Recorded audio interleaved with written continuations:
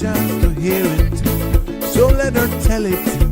People on the streets say Sabrina speaks. Tune into the show, she will let you know. Tell all your friends and family.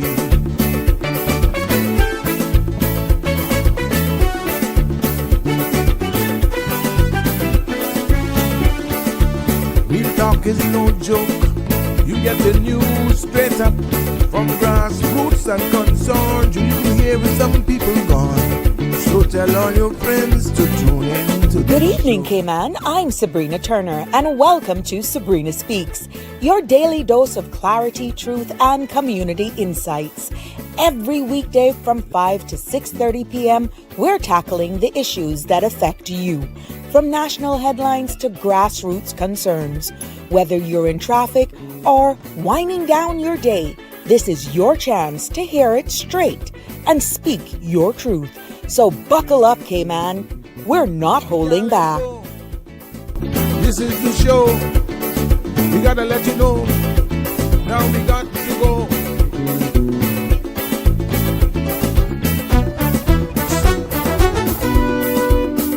And now here's Sabrina.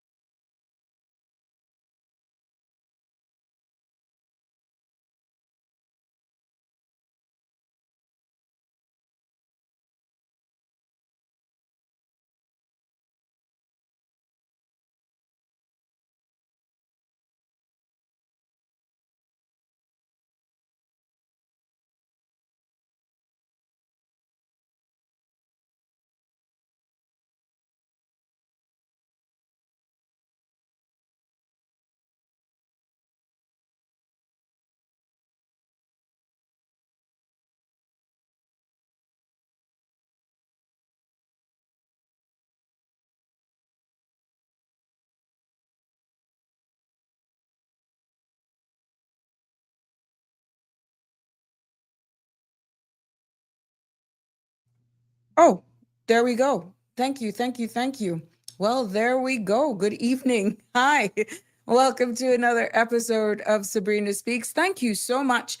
It keeps happening since we've done an update. But yeah, hearing you actually, thank you for your feedback here because it really, really helps. I hope everything is good now. That's okay. You won't miss anything.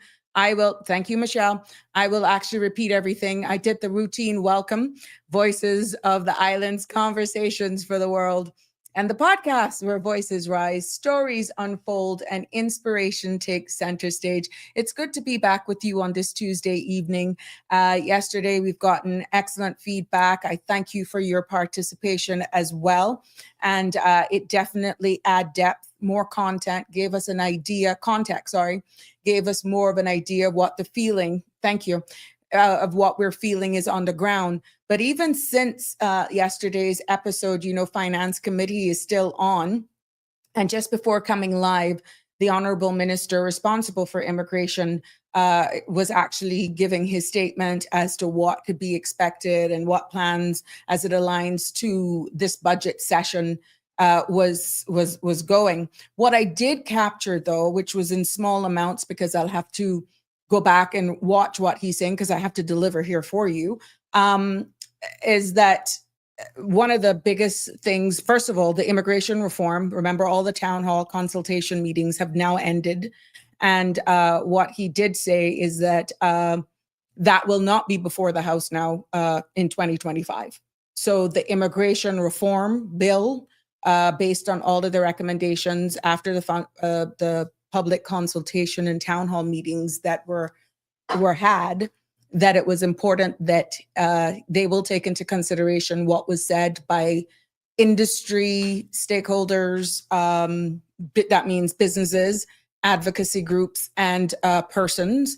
They will be working, and he and his ministry's team will be working closely with the Department of Education, making sure that at the end of the day, that, Caymanians are not left on the back foot again with not having the skill sets or access to the skill sets, training, that sort of stuff to prepare them into the world, into the working world.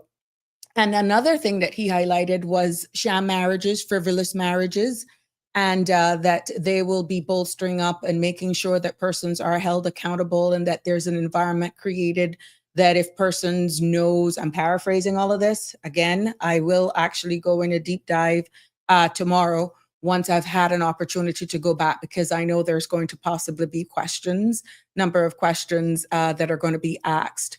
But another thing that was highlighted is the high number of temporary work permits that the department has been receiving, where they're receiving large numbers of temporary work permits of 3 months, then goes to an extension of an additional 3 months before going into a 1-year application. And it appears as though persons are, instead of going straight for a 1-year work permit, they have chosen the route of temporary for more than one reason. You get the persons here quicker, number one, because you get an answer a little quicker, but also they're using that as an opportunity to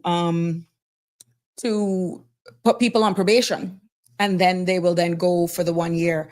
The minister also highlighted that there were a number of persons as far away as the Philippines, for example, in Nepal, that are actually coming here, obviously on an approved work permit, I'm assuming, based on how it was delivered, and finding out that there is actually no work for them to do. Now, that speaks a lot on both sides, the applicant, and it also shows that processes can be looked at as to how these applications too are actually being considered.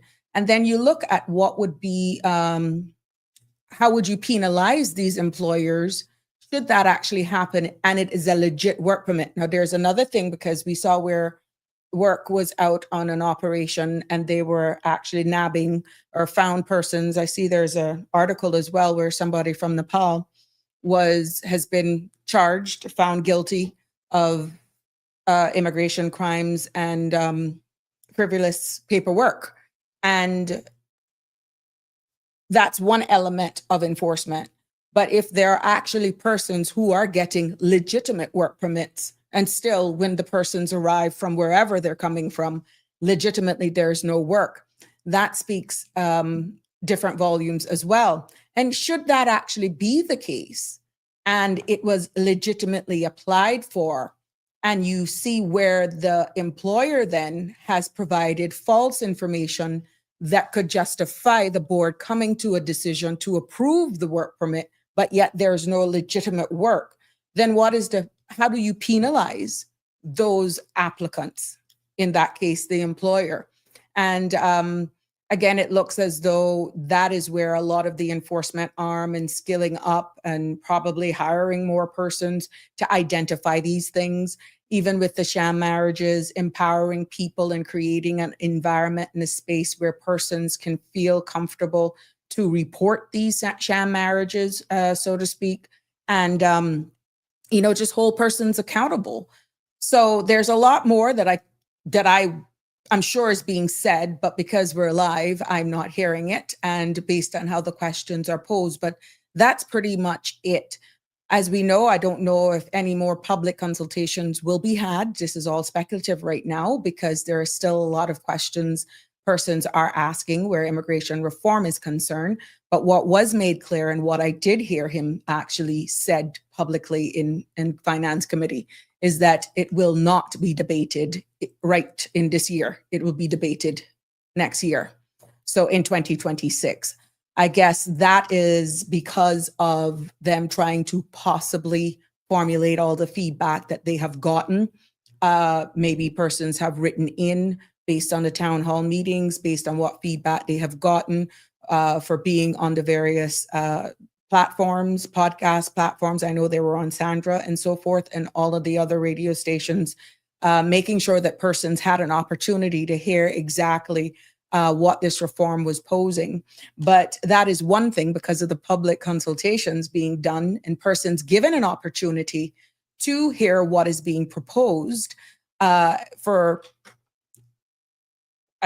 When you hear the cry of your people saying that they don't feel as though they are a belonger anymore, or they feel, that they're not a part of the place that they call home, that we're just growing too fast. And, that in itself puts a lot of pressure on any government to make sure that you answer the will of the people. But one thing you can't take away, and you shouldn't take away when you do certain things, is the heart and soul of who we are, but creating a same balance and making sure that you are doing the will of the people. And I think that's where they're finding quite challenging. The minister did say, and he was quite firm with saying that, and we all know that he inherited this problem and from former and previous successive governments. And now he is going to do what he has to do in order to implement change.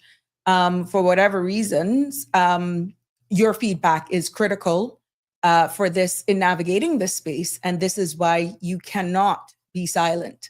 No, you can't be. You can't be silent here when we're doing all of this sort of stuff. So that's it right now that's happening on the floor of Parliament. I do have a short weather thing because I didn't get the weather in detail today, but that's your forecast for this evening, which will be very short because I want to get into the crooks and crannies where these new revenue fees and people were asking about getting their pension. I just wanted to go into details with how that could impact should persons want to leave this country, expatriates of all nationalities. We're not just going after one nationality here. And I came across a very interesting article as well that weighed in on these fees. But yes, the latest weather compliments of the Cayman Islands National Weather Service calls for moisture from a surface low along with light southeasterly winds could result in a few cloudy spells and associated showers across the Cayman Islands through tomorrow morning. A high pressure system builds over the southeast United States, resulting in moderate winds and seas across our area from tomorrow morning. And as you can see, the current temperature is 87 degrees Fahrenheit, but I feel like of 72.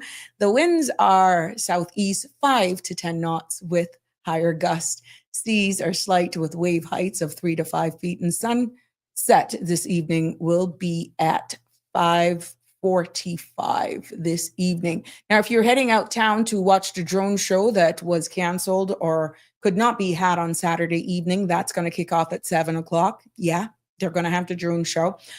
So that's down on Harbor Drive.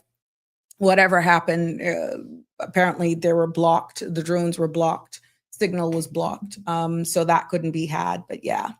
Let's say to all of our November 18th birthday and wedding anniversary people, happy anniversary to you and happy birthday to all of you as well. Good evening, Marshall. How are ya? Damian Henry in the house. Thank you for that heads up. Jack, you too. Thank you for that heads up. Yes. Oh, you guys are so helpful. I guess that's weird seeing my note going and not hearing a word out of it.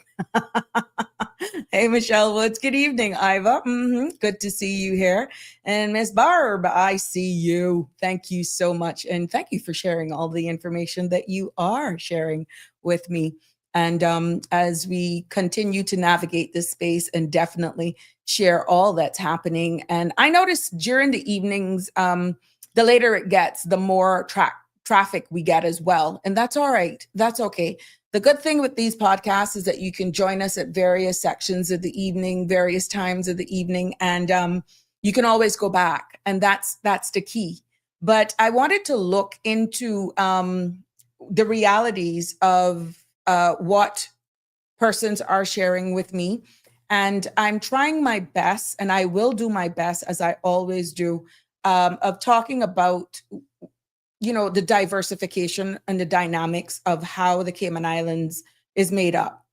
We are small in our size, and we know that. And you're welcome to join in, as usual, into this participation. Please, 936-8255 is the number to call to join in the conversation, because without you, it's not possible. Comment here via Facebook, comment via YouTube, or give us a call. The number is on the top of your screen, 936-8255 to join in. But I want to talk about who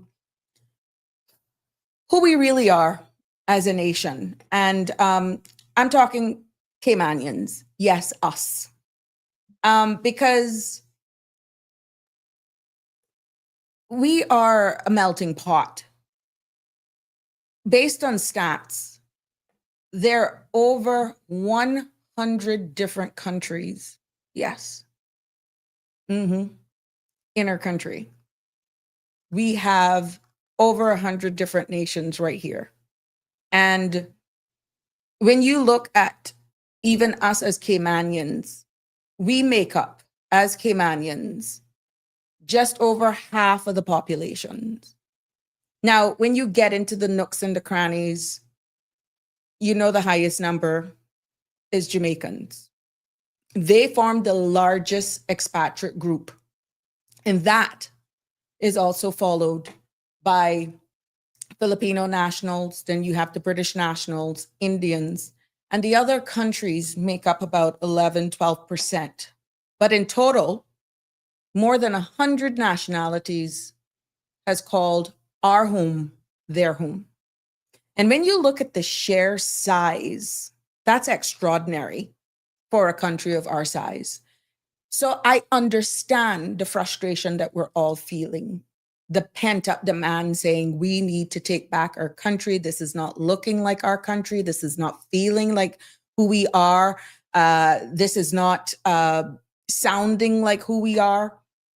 But one thing I need to try and say, that unless you entered here illegally, every expat would have entered here legally, either by way of a work permit, a government contract, marriage, or let's say status on the grounds of descent, because you found out your lineage thanks to all of this gold digging up stuff, and you can find out that you have true Caymanian heritage and you can be here by descent. So let's think about over 100 flags, over 100 cultures, whether or not you like it or not, all contributing to our economy, to our schools, and to our neighborhoods as well, in our homes. Yeah. So when we talk about, let's say, the entire immigration reform, and let's remember one key thing, and I'll go more into this as we get into the immigration reform, which we now know will actually be debated next year. Thank you, Israel. We'll go into more debate in 2026. But no one arrived uninvited. Every nationality here is a part of our Caymanian story. And one big takeaway, you can't really legislate people's behavior. You can keep them in line, but that culture. And I think when we're crying for immigration reform, it's being a little mixed with some of the bad acting and the nasty practices, bad cultures that are creeping in that is making us feel as though we're not even in our own home. Okay?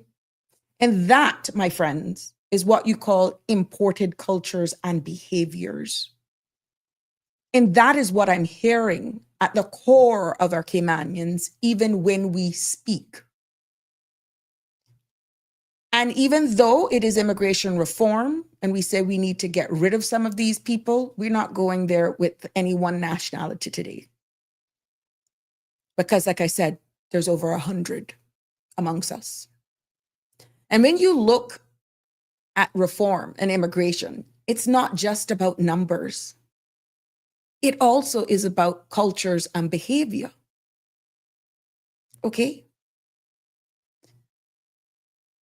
We, the Cayman Islands, has imported not only workers when we apply for these work permits that hopefully we're going to get under control because we're going to make sure that our locals are trained up accordingly and they will feel more embracing and get better paying jobs and be able to see themselves climb that successive ladder, right? But when we also import these workers, we also import their traditions, their lifestyles, their values from around the world that they're coming from. And sometimes these cultures will blend beautifully based on how they're presented. And other times they clash. Yes, they clash with Caymanian ways of life. But here's the challenge. And I said this earlier on, because even though we are in the process of rewriting our immigration legislation that has had public feedback and consultation, you cannot write immigration legislation against a culture or a behavior. Laws really can regulate entry, residency, and work permits, but they cannot regulate respect, unity, or community spirit. And don't care how long a person has been away from their home, their culture, their traditions, that remains with them. They can observe what's happening around them, but you can never rid that of them. Not how they coexist amongst us and how much leeway that is given is largely dependent on even how we respect each other and who we are. So when you look at why immigration reform must be about balance and not blame, it boils down to that very same thing. Because of what I just said. You can't legislate kindness. You cannot legislate culture and understanding. That has to come from the individual, but most importantly, from us. Even with religions right here. You know, we are a God-fearing society, or liquor licensing law or Sunday trades law was born on that very same Christian heritage and culture. But I'm hearing it from a lot of our people that too now is fading, that now is being diluted. And I did an episode here where we talked about the Sunday trades law, whether or not that should be relooked at. And when you look at all of the companies or industries that pretty much has an exemption, you might as well say we are open on Sundays. But looking at the religious factor and understanding that Cayman is predominantly of Christian faith, that is Anglican, Baptist, Catholic, Seventh-day Adventist, Church of God, and non-denominational churches, that they really shape much of our culture life.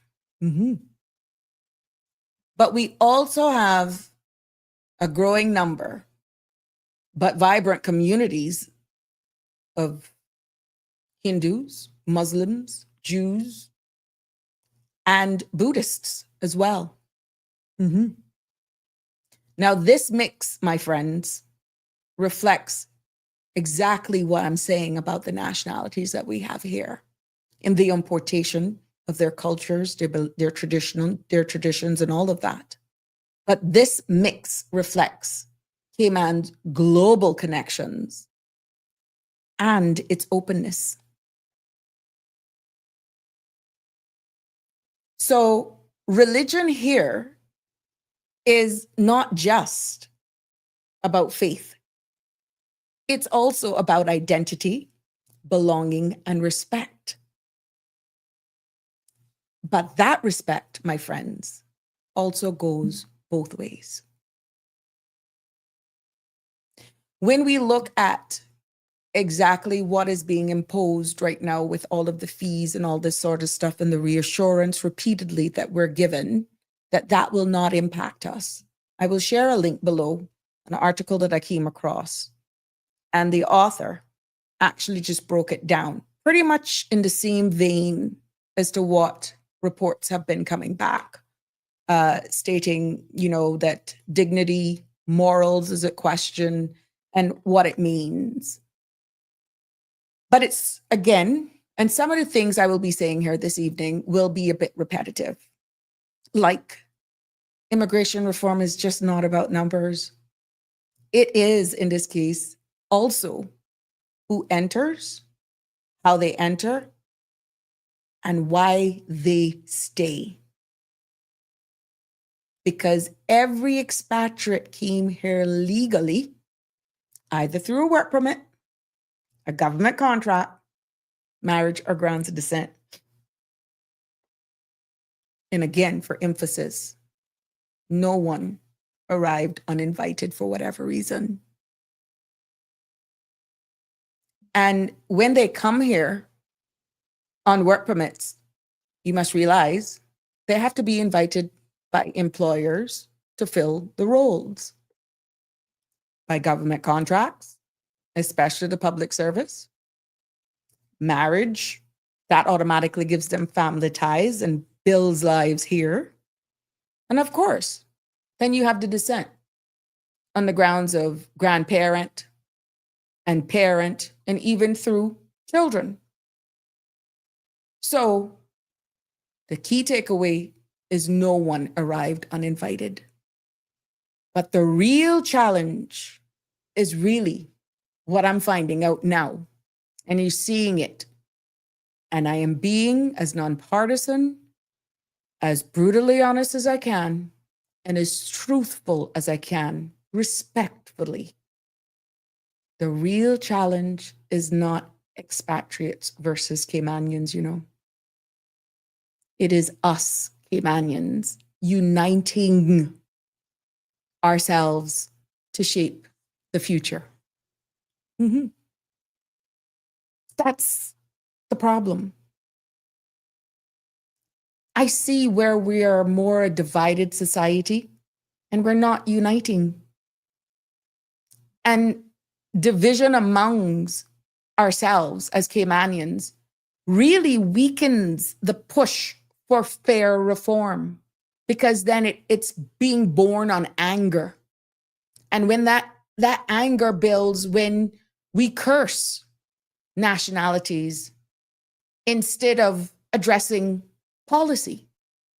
And then it's this them against us or us against them. And when you look at the whole package of immigration reform, we must realize that reform cannot succeed if Caymanians ourselves are disjointed, if we're fragmented, if we're not united. You have heard me spoke about that on this platform numerous times, over and over and over. The truth is, our biggest problem is not our expats.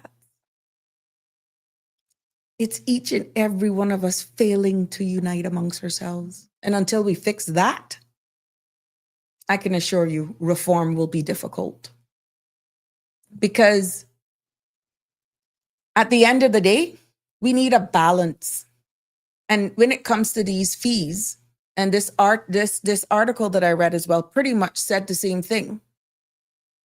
That's a shock therapy. We need a balance. We need it with dignity. And at the end of the day, we all have to live amongst each other because we all have our part to play. And we need to develop a strong Cayman. Is an environment where Caymanians can rise and see that opportunity to rise to leadership. You always heard me talking about succession planning. And I heard the minister saying what he wants to do with education and trades and all that sort of stuff. But it also needs to create an environment where also businesses can afford to hire. We're talking now about these imposition of fees for non-Caymanians. And at the end of the day, there's only one word that can see that comes to mind with that, discrimination. I'll give more context to that. But our country, as also replicated in this article that I will share the link below so that you can read it in its entirety, that we need that environment as well where expats and locals can actually work together, because there's some truths that I'm going to share with you. Even though all that is being said right now, Cayman has to realize there are some truths. The statistics, our ESO office, not me, has proven that when it comes to the working market. And expats and locals must be able to create an environment where we work together. Because in this space, if you get that balance right, the economy grows sustainably. It isn't knee-jerk. It isn't stop and go. It isn't panic. It isn't unrest. And then you will find that opportunities expand and not constrict.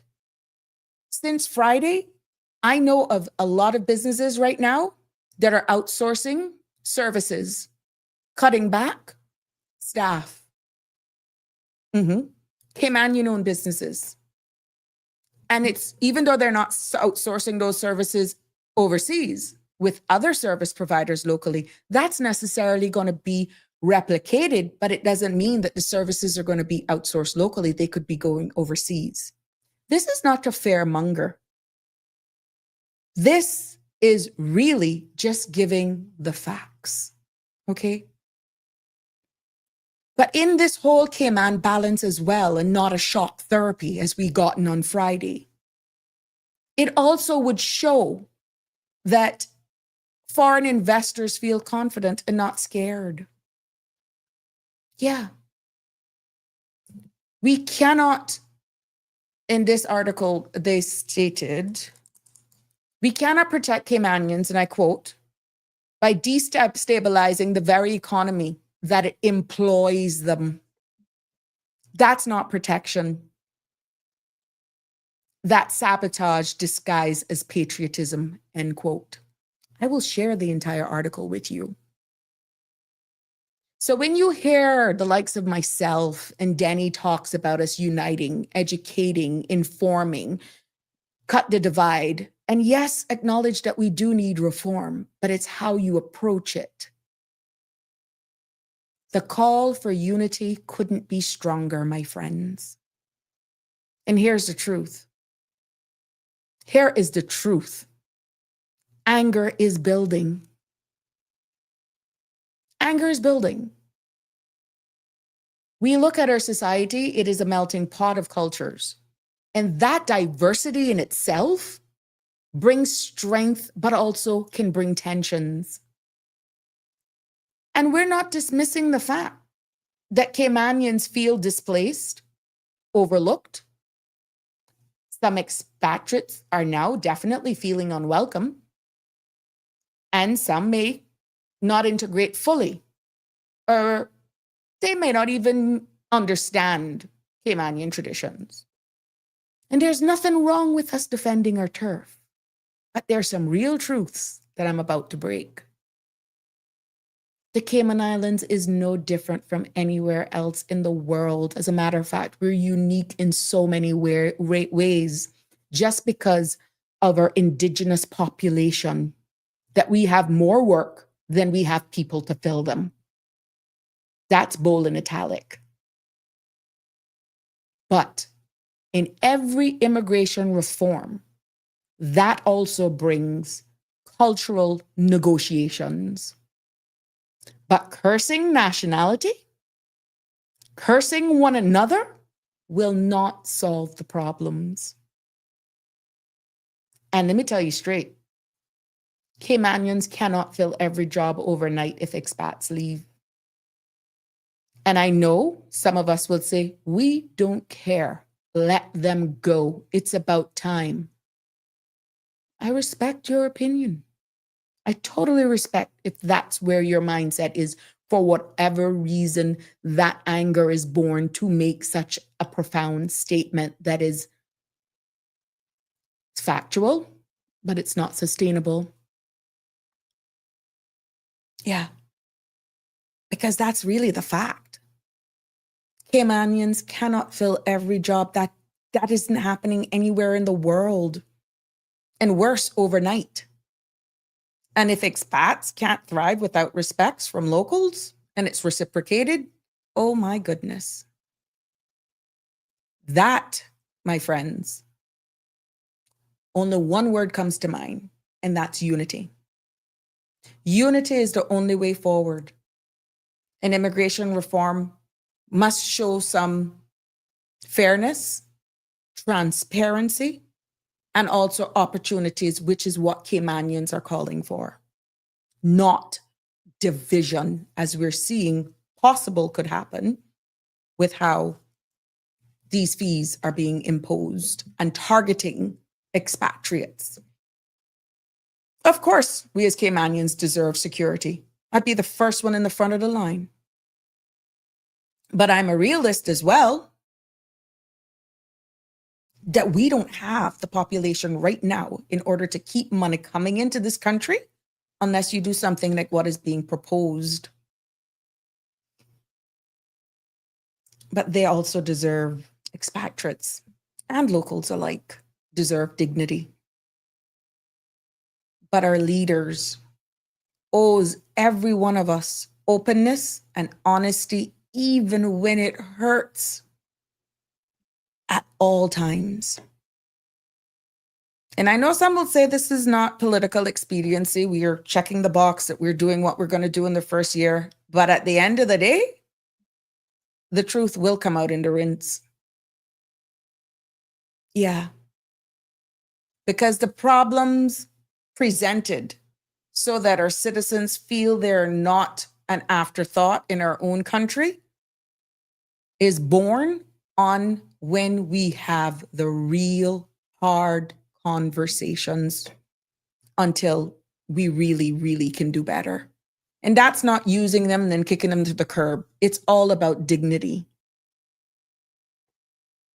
Let's go to some of the comments that I'm seeing here. And I thank you for that. Hey, Connie Bonnie, how are you, my love? It's good to see you. Celia, good evening to you as well. Sonia, blessed love to you as well, my love. Keith, good evening. How are you? We are the only country in the world with a Bible verse on our flag, Psalms 24:2. Caymanians are special people in the eyes of Jesus. Thank you, Keith, for sharing that with us. Okay, then, I don't. What you were clapping to at that time, Connie Bonnie? Barbara G. Unity has always been a problem here. Sadly, most of that came from not knowing themselves. Yeah, well, that's true too, Miss Barbara. And I feel that more and more as we actually navigate this space and the realization that the world is moving, Caymanians and Cayman has a choice to make. And if that was the case and we just wanted to remain how we are, I can understand the clarion call for not wanting or to slow down our population, but do that delicately. Then I wonder why we opened back up post-COVID. Did we see what that caused? To this day, we still have persons who are saying that was illegal. We see the damage and the long-term damage that it has done to our tourism industry. But if we wanted to actually see whether or not, bang, we're going to do a solid freeze. We're not going to let anybody else in unless you're Caymanian, married to a Caymanian, or permanent resident status. That's it. No more. The skill sets that got locked down here with us and who stayed with us during the lockdown, who did not travel, who did not leave, that's it. We're closed. Financial services, they do what they have to do online. And what then happens to medical tourism? Only them get flown in? I'm just using this as a scenario, food for thought. If that is really what we wanted, we should have never reopened then. But I said that deliberately because we saw the call for those persons working in the hotels. We saw those calls for those persons working overall in the hospitality industry. And then we've had cases where you had to fly in special experts because the expertise just wasn't readily and available locally in order for certain things to maintain their warranty, which is a manufactured thing. I'm just using this as examples. So what I'm saying is, at the end of the day, the Cayman Islands law generally has to be fair, balanced, inclusive of everyone, but understand that they could have residual effects if not implemented with dignity, and it could actually have more impact and damage on our locals, our businesses, than we actually can wrap our head around. I'm not telling you that you don't look in the now, but you also have to prepare for the future as well. Okay. Good evening, Miss Rose. How are you? It's so good to see you here with us. We're just speaking in general because I've got over some questions in regards to pension, which I'm actually going into that now because some persons are saying, look, if we're not wanted here, what does the law says about pensions? Can we leave prematurely? And I will break that down for you. Okay. I will break that down because I promised that as from yesterday, but we went into another about digital ID, which again is not off the table. I see breaking news where the Premier as well stated that a lot of the funding that is going is for a digital footprint and how the Office of the Premier would be operated. They're actually going paperless, again, embracing the digital era. So that's a different topic, but of course, I am willing to entertain it. 9368255. Should anyone call and want to actually go there if you were listening to Finance Committee and the presentation being made by our Honorable Premier. Celia, tell me who caused us to have so many different. It is the law via immigration. I'm afraid it much too late. Oh, well, that's what I said, Celia. Not one person came here uninvited because even on the grounds of descent, they were an expat until you got Caymanian status. You're considered an expat until you get that. Even our very own who apply for status on the grounds of descent or entitlement. Once you come in here and you don't have that status, until that confirmation is given to you, be it by the board or by the director of work, you're considered an expat. Yeah. Not one on a work permit, not one that's on a government contract came here uninvited. They were invited, don't care how it's dressed up, either by a job application, a job advertisement, be it in government or private sector or a statutory authority. And the reason why it was made public, and now we're seeing how the processes feel at Caymanians, saying some of these advertisements are not designed for their own, for them. You're competing internationally. And Caymanians are saying, even if I'm capable of doing the job and I have to apply for certain jobs, someone coming with international exposure or experience is given a priority. Now, the Honorable Minister also said something about accreditation, the accreditation system where employers are awarded based on them actually showing that they're doing the right thing and how much Caymanians they employ and all that sort of stuff. I'm really hoping that that can come to fruition, because that has been talked about. I have been in immigration law now for 20-something years, and the accreditation system was something that was talked about before Mr. Manderson became deputy governor. Yeah, that's how long it's been talked about. So I'm really hoping now, under the current climate, that accreditation system, even though it started and it stopped and the business staffing plan came on board, where persons then had to file a business plan and they had certain conditions based on certain positions. That was as closest thing to the accreditation system with the BSB, but it was never the accreditation system for big organizations or for organizations as a whole, was never truly implemented under immigration that awarded good behavior once they can demonstrate that they have created an environment where Caymanians are welcome, are given fair opportunities, and they're employed. And then should they have a need where they need a work permit, they would have been able to demonstrate through this point system, the accreditation system, that they wouldn't have a hard time, because their percentage in work permit foreign help would be so low that it's almost like, okay, that must be an exceptional situation. Okay. So I know that for a fact, because those days, Mr. Manderson and I actually worked together. So to hear the Honorable Minister saying from an organizational standpoint, from a business perspective, that there are actually looking at the accreditation system was music to my ears. I just want to make sure now, and hopefully now that it can roll out, and that Caymanians now will be given a fair chance in upward mobility, or better chances once they meet the requirements, have the required skill sets, or given the opportunity to have the right skill sets, and then ultimately be employed, and not feel that glass ceilings are created, be it in government, statutory authorities, department, and private sector. Because what is being said in conversations, that private sector is not the only problem, that this problem is existing even in government. Yeah. So Caymanians are talking that it's not just in the private sector. And I know that the deputy governor is actually working on situations where it shows that Caymanians, even in the government system, will be given a chance once they have the required skill set for upward mobility. Yeah.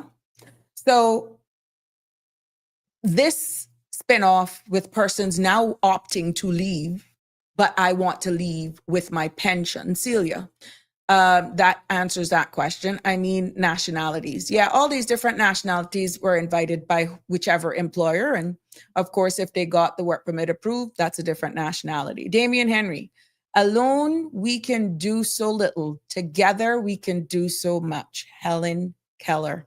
Well, that's true. That's true. Well said. Thank you for sharing that. We can. But unity will be the backbone of our very own survival. And it's going to start with every one of us as Caymanians. As I said, the recent release, I've had a number of persons reached out to me the revenue proposal, the impended immigration reform that says rollover now could possibly be 2 years, and all of that. The whole intricacies or the outcomes from the public to consultation. Now, I'm quite sure we will hear when the minister actually tables this bill in 2026, as he alluded to a short moment ago in his delivery in Finance Committee.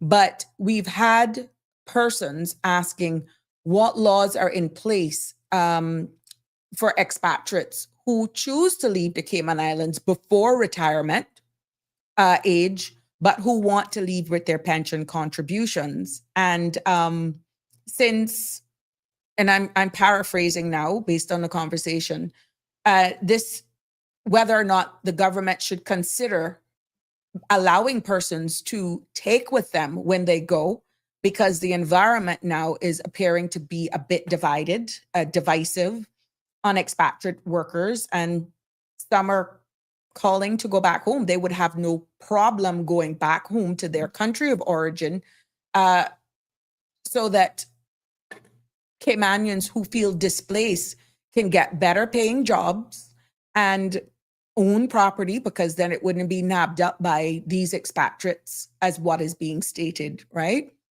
Now, the quick answer to the pension part of it is that currently the Cayman Islands law generally does not allow expatriates to withdraw their pension contributions early unless their balance are under 5,000 CI dollars, right?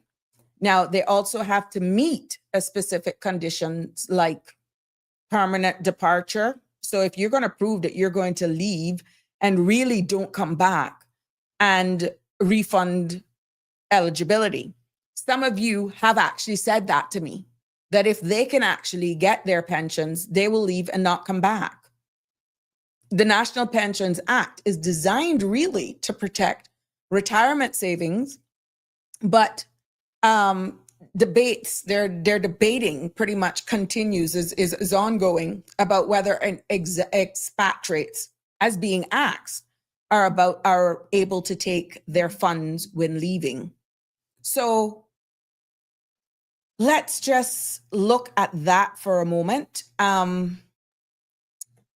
Because in real context, again, taken from this article, it's a moral one, to be honest. Keith, let's see what you're saying here so that I can keep up with my messages. There are employers who have their employees paying for their own work permits and also paying for their health insurance on their own without any contributions for the employer. Unless these breaches of immigration law, Keith, are reported, enforcement cannot start an investigation and hold these employers accountable. Keith, and that is the problem. The expatriate workers come here for a better way of life. Obviously, they are getting paid, and based on the currency exchange versus here and in their own country, they can actually, under some of the worst conditions, they can create some sort of funding for their children going to school back in their own country. They can start building a home, or they can give their extended family from where they're coming with the sacrifice of leaving their family to come here and work. And they will do whatever it takes sometimes without complaining or even reporting, even though it is against the law. And that is morals. And a lot of our unscrupulous employers take advantage of that notion, of that fact. And yes, you are quite right, Keith. Until there is a enforcement raid of some sort and in statement gathering, these workers, these expatriate workers, actually can prove that they are paying their own work permits, bearing in mind, unless their employers are using an agency, it's hard to prove who's paying for the work permits. because the work permit receipts are issued in the name of the employer. There is no way on the surface, immigration or that receiving officer, when that application is being submitted, can prove where that money is coming from to do the submission of that, unless the victim, AKA the worker, actually says so. Now, that, Keith, goes into another thing. Remember, a lot of cash in many cases is being exchanged. And yeah, I'm going into a different area right now. That's why digital currency would be able to identify easier who's paying for what. Right now, you can't. And this is what is being sold to stop illegal employment. And in this case, this is where digital currency could actually nab those. You get where I'm going with that, Keith? This is by no means personally, it's for the purpose of this conversation, I'm for or I'm against digital currency. It's just a fact, Keith. It's just a fact. You cannot track cash.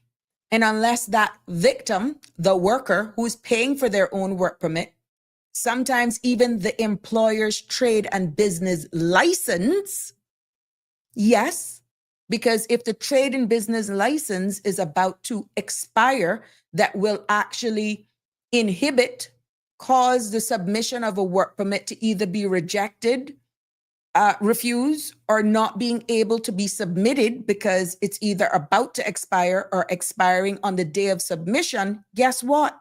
That work permit is not going to be accepted. So many a times these workers even opt to pool together to pay their very employer's trade and business fees. But unless they speak, the very same Caymanians that are crying for immigration reform because we don't want them here are exploiting the very same workers. That speaks a lot about us. Us as in Caymanians. Damien, contributions generally can't be cashed in except on retirement or as otherwise permitted under the specific plan, rules, and law. Contributions generally cannot be cashed. That's pensions you're talking about, Damien, right? Damien Henry. But what we're saying, because persons are opting out and wanting to go, it is stated here that it can take that process once you can demonstrate, if you're not 65, it takes 2 years for you to get your pension. But if the environment is becoming of such that persons is opting to leave and they have been contributing to their pensions, then at the end of the day, what the expatriates who are willing to leave and saying, I don't want to come back, they're asking, why can't I cash out and take it with me? That's the question.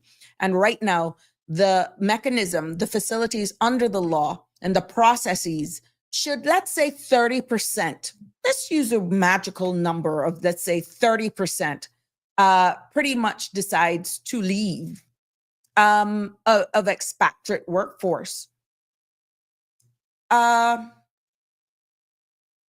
If you think that won't affect business, think again. Yeah. Healthcare, hospitality, and construction would be hit the hardest right now. And Caymanians alone, as I alluded to earlier on, cannot immediately fill these roles due to skill shortages and the sheer number. Look at even our policing, our medical. If everyone was saying, look, I got better opportunities, I'm going. You hear one nationality the most, and that's Jamaicans. No, we're not going on one nationality here. We're just using the number of 30% of expatriates. Bearing in mind, expatriates is anybody who has no status. That could be persons who decide, I'm not even going to be bothered to apply for Caymanian status on the grounds of naturalization. It doesn't make sense. I might as well leave. because I still have kids, yada, yada. It has to come up through the process. And until that happens, for whatever reason, you understand? I'm just looking at 30%. What happens if 30% expats leave? If you think that won't affect businesses, ladies and gentlemen, think again. There will be economic disruptions, such as tourism. And we all know tourism, that's a pillar that Cayman's economy relies on heavily, especially on expatriate workers. For whatever reason, we have heard our Caymanians who have worked in the hospitality industry and state how they have been treated. Okay, fine. Let's just extrapolate 30% of all of those people out of the workforce. And every one of those thousands of positions now, I'm not just talking about hospitality. I'm talking about in general, from financial sector, from the legal sector, straight across the board. This is not even just our trades. I'm speaking straight across the board, okay? Losing 30% of staff would definitely hit those industries the hardest because that is the greatest numbers. Even our restaurants. There will, I'm telling you, be property and infrastructure delays as well. Because in some cases, some of the projects, construction projects, would stall. Yeah, some of them would stall. And economic growth would be impacted. And guess what? Financial services also, because we're not excluding them. While Caymanians are actually well represented in professional roles, many support mid-level positions are filled also by expatriates. Okay. So when you move that 30% out just for the purpose of this conversation, Connie, thank you. Miss Lisa, how are you? Been a while. Good evening, Sabrina. Expats must be thankful if we have given them a privilege to work for years. Be satisfied to take what you have made and go build your own country. Thank you for that statement. Lisa also says we must take care of our people first. It's time to stand up and unite. Lisa, I'm not denying that. I'm just giving you sheer facts. If that exodus of 30%, Lisa, leaves here at one time and not transition, and there is nothing in our legislation that mandates anybody to stay here right now, if let's say the magic number of 30% of our expatriates straight across the board decide, say, I am going to leave, be it in 3 months, 6 months, whatever, please don't misread for the purpose of the discussion. I am pro-Caymanian, but I'm also pro-facts if it's not managed properly. This has nothing to do with politics. This is just sheer conversation and facts. When you look at even the financial services strain, while, you know, as I said, some of those middle positions, and you see it too, Miss Lisa. Lisa, you see it in government. You see it as well. The upward mobility is difficult. I am pro-Caymanian. But at the end of the day, and you haven't worked in education, with all of those scholarships being given, if every one of those, based on the subjects that they went away for their major, was to come back, can you honestly say that they would be able to fill the thousands of roles that would become available immediately or over 6 months if 30% of the expat population leaves? You would have those numbers. I'd be in a better position right now, Miss Lisa, than me to say that, is what I'm saying. Yeah. So going back to the removal of 30%, because there's nothing that mandates anybody to stay here. They're free to go. They're free to go. And if a lot of them decide to take the clarion call of our locals to say, leave, go, can't wait to see the back of you, and we don't have sufficient persons to actually fill those space immediately, there's less workforce. You will have a slowdown in service, you'd have shortened business hours, and possible unreliable operations. then you'd have less business activities. This is not loom and gloom. I'm just using this for an example. We have owners stop investing possibly in expansion. We could have, and this is all from this article, which I'll share again. There would be like no new businesses and restaurants or services. And that in itself will create some opportunities, but it will also create Caymanians a loss of opportunities as well. Revenues will also drop. And government collects less in duties, fees, taxes, budget shrinks, and social programs will suffer. Bearing in mind, there's still a percentage of this revenue measures that is proposed that hinge on the very same work permits that we're saying go and don't come back. That is the key of what I'm saying. It's how government is going to make their revenue. And if that 30% doesn't come, how does that impact the revenue stream? We will see price rise in groceries and utilities, and housing may be available. Oh, yeah. But they could actually be more expensive as well, because you got to make that shortfall. Supply and demand. And in this case, it could be a reverse, but the price does not go down. And our very own Caymanians will feel squeezed. Now, some of us will not get it really until it actually become a reality. But families could possibly struggle even harder. And worst of all, what could be the biggest implication of this? Sticking on the 30%, just leaving? This jurisdiction could lose its competitive edge. Because we become even more expensive, unattractive, and pretty much unstable for both residents and investors. Because the environment that we're breeding is, you only good enough to pay the higher fees so that we can milk off of you. And, but yeah, don't cross that line. Ain't nobody gonna settle for that. And you know what happens with reputational risks, huh?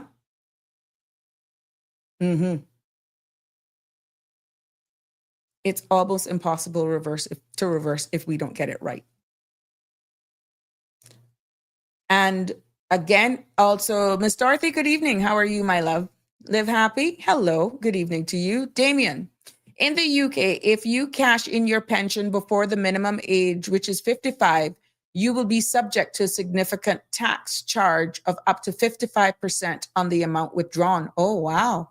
Oh, thank you for that information, Damien. Oh, wow. Well, like I said, persons are asking if they so choose to leave, whether or not they can go with their pension. Now, if there's going to be a penalty, whatever that percentage is, it's for our lawmakers to actually say that. And this could be a national debate. It could be a national discussion. But here we go again. The persons that are wanting to leave are not Caymanians. And should those departure of pensions actually be depleted, it's not only expatriates that are paying pensions. It's not only expatriates. Caymanians are paying pensions as well. And the removal of, let's say, 30% for the purpose of this conversation is going to impact that. Miss Dorothy, thank you so much. You're making a lot of sense. Damien Henry, I don't know if it will kaboom. Live happy. We will just have to adjust, like how we are adjusting to this chaos. We need that slowed down to recalibrate.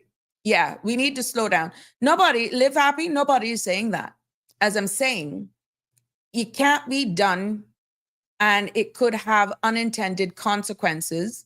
And at the end of the day, irreparable damage. But I do get the point. Something must be done. Please do not misunderstand me. And this is not no fence riding. I'm just sharing with you facts. I have always done my research. I have other articles that I read as well for persons who are looking at it, economists and all that sort of stuff. I am just hoping, as the chairman of Finance Committee says, that he actually consulted with the ESO department. And I am hoping that the Attorney General has been consulted as well with some of these. But when you're looking at filling the gap, going back to Lisa, and also Live Happy with, we need to recalibrate. The numbers mismatch. And again, this is also articulated in the other article, in that article. And kudos to that author. I'm going to get you the name. Caymanians' population is simply too small to replace thousands of expatriates in a short period of time. And we have identified as a jurisdiction that we have skills gap. We do have a skill set gap. And many of expatriates bring specialized skills that range from medical professionals to accountants, even though we have a number of our lawyers and accountants that feels they have been displaced, disenfranchised because they don't see themselves moving up. Because of the sheer demand for these services being heavily reliant on income from financial services, there is a skill set gap, which is why, again, which is making this conversation make sense. You have the very honorable minister on the floor of Parliament saying now that he has to work with the Minister of Education and other agencies, including health, so that we can fill this gap to eventually get there. What happens during that time if we want in this current immigration reform? Y'all need to go. We will slow down our economy until we upskill our locals to hold every job. That's the balance that I'm talking about. There is a training pipeline that is needed, and the honorable minister has alluded to it. And upskilling our locals will take some time. We have to invest in education. We have to look at where technology is going and entrepreneurship as well. We have to be able to create that environment that we harness and create more entrepreneurs, creating jobs for themselves and others. And really, those are some of the only ways that we can actually cut back on the reliance of expatriate laborers. But in all honesty, as hard as this pill is to swallow, let's be honest. Cayman cannot function without expatriates. If even 30% of them left over 3 or 4 months, thousands of jobs will sit empty. And I challenge anyone to do that exercise right now based on data to see how much positions would become available.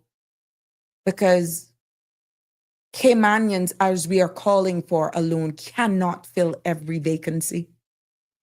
Not because we lack the talent, but because our population is just too small and the skill set is real. That gap is real. It's real. This is not a reflection of Caymanians being incapable. No, at no point did I say that. It's a reflection on really how deeply our economy depends. Don't care how you put the lipstick on the pig. We depend on foreign labor. That's every country. To say we have not failed our people by not putting more belts and braces on how easily one can acquire Caymanian citizenship, yes, we could have done a better job. But at the end of the day, let me tell you something. We cannot deny that. Good evening, caller. How are you? Welcome to the show. You're live. Okay, good evening. How are you, Miss Barb? I'm good. Oh, I couldn't get away with calling my husband. I want you to call. I want you to call. I am just wondering Uh-huh. when are we going to realize that every last one of us on this rock has foreign blood from somewhere? We all came from somewhere Mm-hmm. else. Mm-hmm. Mm-hmm. Came out and just bubbled up out the ground, and then all of a sudden there were people. No, only Adam and Eve got a claim. Mm-hmm. So the problem that I am seeing is that they're making this big issue and talking about having get rid of foreigners and running them out and all the rest of it. It is horrible. It is mean. It's divisive. And it Very and it's divisive. about time someone just darn well spoke the truth and Mm-hmm. stop that garbage, Mm-hmm. because I am so tired of hearing it. Mm-hmm. They're not And being factual. Politicians must stop pretending that this is a simple fix. yeah, well, that is just it. We would still be beating mosquitoes with smoke pan if we didn't have foreigners come in and put electricity and every damn thing else that we have here. Mm-hmm. And now, but it's almost like like all of a sudden it's a we're us against them. Mm-hmm. Come on, who is us Mm-hmm. and who are they? You know, I needed some work done in my house. I asked 3 different Caymanian, they're my Caymanian, yeah, Mm-hmm. 3 different ones. I'm still waiting for one to show up. Oh wow. Okay, I had a Cuban that came. I had a Jamaican that came. I'm still waiting for a Caymanian to show up. So let's stop the garbage, man. Enough Mm-hmm. is enough. You know, if all Mm-hmm. these people decided tomorrow to leave, you know what? If they won't kick us out, I am one too. My mother was from damn Trinidad, Mm-hmm. and I'm 75 darn years old, and you're not gonna find me talking like I'm listening to. I am so tired of hearing it. I'm Mm-hmm. tired of hearing, Mm-hmm. and they just we gotta learn to live together. Mm-hmm. That is the big problem we have. Mm-hmm. And let's be quite honest. Lot of our own people get jobs, 10 minutes later, they want to leave that job, go to another one. They're job Because hopping. they can. Yeah. So what do we want to do? Put all these people are coming in here and putting all their money into this island. Do we want them to be in position that they cannot bring in laborers that they need, because we have Caymanians that's not work. A lot of our Caymanians that's not working don't want to work. Sorry, but that's the truth. Mm-hmm. Right, I'm hearing you. Go ahead. I'm, it is just it is. My husband managed pulley cabinets for 26+ years. He ran an advertisement over and over. You know how many Caymanians applied for the job? 5 in 20 odd years. Okay. Mm-hmm. One was hired. One was hired. One was hired that I know about, personally know about, that had to be trained. Mm-hmm. Didn't stay. There was there was a young man that actually he was not fine. He was not Caymanian, Mm-hmm. and that left and went to public works partially. Mm-hmm. Anyway, 5 in 26 years. Caymanians don't apply for those jobs because too much work. Okay, Mm-hmm. truth is truth. Which So- we've highlighted that in certain countries, even the United States right now, the farm workers, which is why that visa was the fees were so high, because Americans refuse to go work on these farms and the poultry farms, and it doesn't matter. Even crop dusters and stuff, you know, they just refuse to do certain jobs. This was building cabinets, and we could learn how to do it. I retired from social services, not a boredom. I went and worked and learned to build cabinets and worked there for 3 years. Mm-hmm. I can build any cabinet, match anybody building a cabinet. Mm-hmm. So, and I'm a woman. Right. But all you hear is this one not gonna work. This one not gonna work. You're not gonna work. You're not gonna work. Why? Why is the question that everybody missing? And there's there's no problem with a citizen of a country, Caymanians, having pride by saying, Correct. I would never be caught being a cashier at Foster's. It's an honest living. I would never, ever be caught working in the laundry room of a hotel. Look, if that's the only way I'm going to make an income, if I cannot create an income for myself, I'm not going to frown at it. I'm going to apply. I did it. I worked in the hotel. I went from front desk to having to clean bathrooms in the middle of the night. Exactly. Somebody came in and we didn't have a clean room. I worked 3 jobs at one time. And yet I'm listening to these people all the time. I can't find no work. They don't want to hire us. With that kind of attitude and the way I'm listening to some people, I'm sorry. I love my people, but I love everybody. Because it takes all of us to make it work. We have to coexist. Correct. Because we can't. We cannot, if we continue to want these opportunities for our kids, want persons to support our businesses, which are Caymanian-owned businesses, I'll say from a local license control law that you have an LCCL, you understand? All these businesses that are operated are owned by Caymanians. If we just remove them, then what happens? There's another person. Yeah, that's true. A Caymanian says they work at a gas station for $6.80 an hour, and they're darn good at their job. And this is not because I know this commenter. They have one of the best personalities, and they're not ashamed. But you know how much people I have seen gone to restaurants and being served by some Caymanians and even some fast food joints, and they look at them like, look at what she come to. Look at what he come to. They make you feel like nothing because you're doing those jobs, yet they're there looking for the service.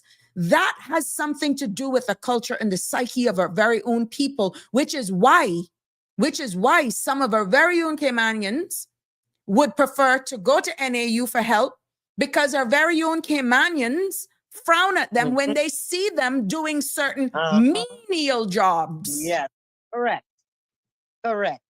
That is extremely common. No, it just irks me to listen to this garbage day in and day out, and it's getting worse because it's from people that know better. Can you imagine something? It's coming from people that know better. Exactly. Miss Barbara, can you imagine now what headlines that would make if, for some reason, my resort in making another income is that I go Mango Tree as a server? You think about what I just said. Or I go to ask Mr. Woody, can you give me a little part-time thing as a cashier? Yeah. So you know what they would say? Big old minister, she didn't get elected, and look at what she gone to. They actually frowning at me for making an income. Listen to me, your own tick bite you the hardest. When I'm only serving my own people, maybe I may like the vibes of a mango tree, or call Luigi and say, yo, my dude, I need help. Teach me how to mix drinks. I need to be able to help you. I need a job. Can you help me out here? Can you imagine what kind of headline that would be made? I bet you that would be the most persons go to Cabana or Mango Tree if they hear Sabrina working there at a server just to see me waiting tables. Yeah. Yeah, it wouldn't be for the right reasons. It would be for all the wrong reasons. I can't believe that was she gone to. Oh my God. Really? Correct. Correct. Correct.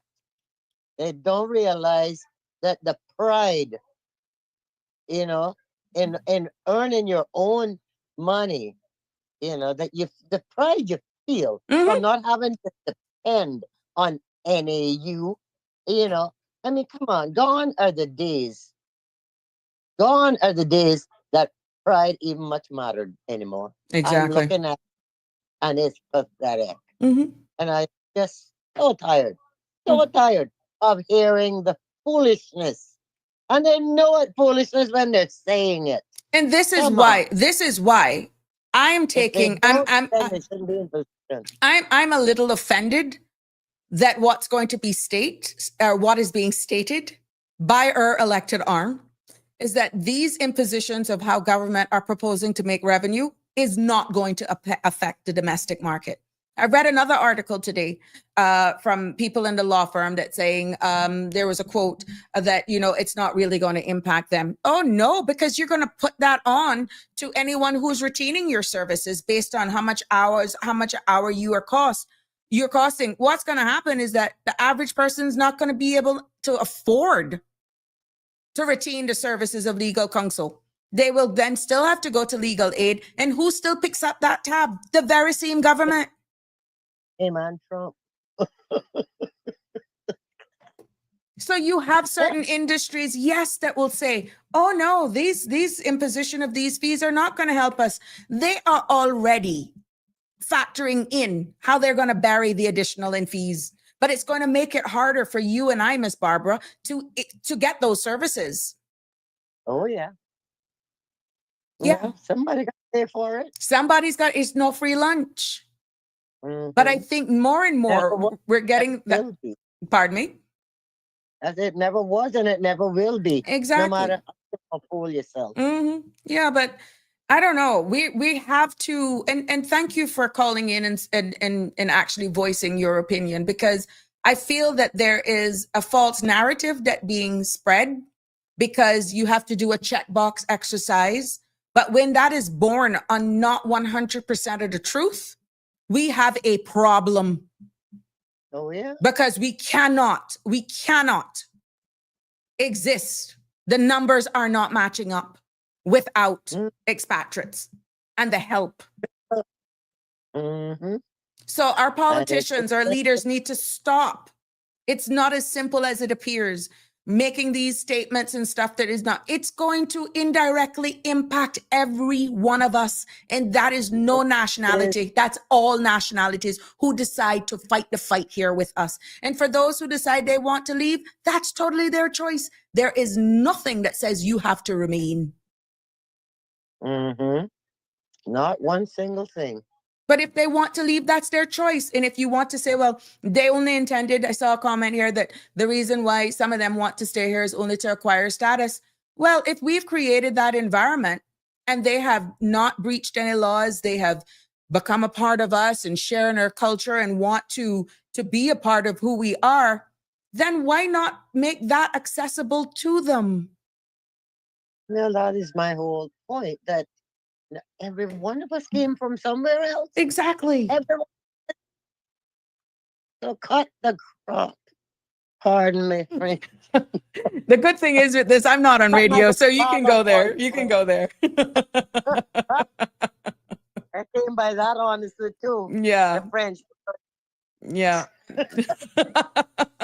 Well, thank you so much, my sweet. Thank you for sharing that as well. Thanks. All right. Thanks Have a good evening. You too, honey. Bye. Sure. Bye. Yeah, thank you, caller, for sharing. I love to hear to speak to Miss Barbara. Honest to God, Denver. I started working at Cayman Kai Resort, dumping garbage and cutting grass, which took me all over America. You see there, those was transferable skills. And like I said, it is just a culture thing that we actually frown at our people. I remember pulling up me and fast food. Oh God, I pulled up to a fast food joint and I made my order, and the voice that came over the intercom, that was so refreshing. Let me tell you something. When I realized that that was a Caymanian voice, I was excited to actually drive up to the window. And when I got to the window, it only solidifies what I've said. I says, I didn't ask any question. I just confirmed.